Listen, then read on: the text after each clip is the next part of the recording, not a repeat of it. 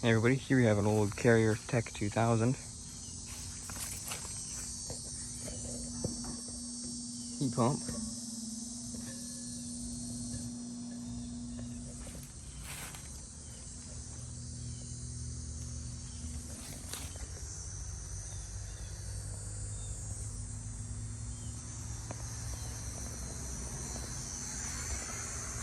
To a thermal zone unit. High efficiency heat pump.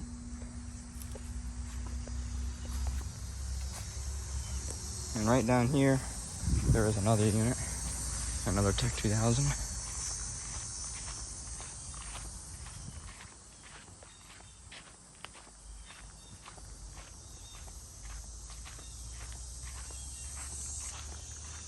And somebody put new blades in it, and they put the generic blades, and it's too low, so that can't work too good.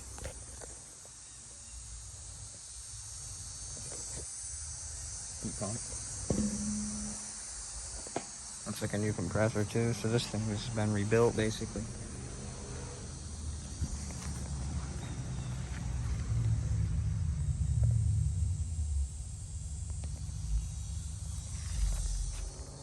I just turned the corner and I found another one.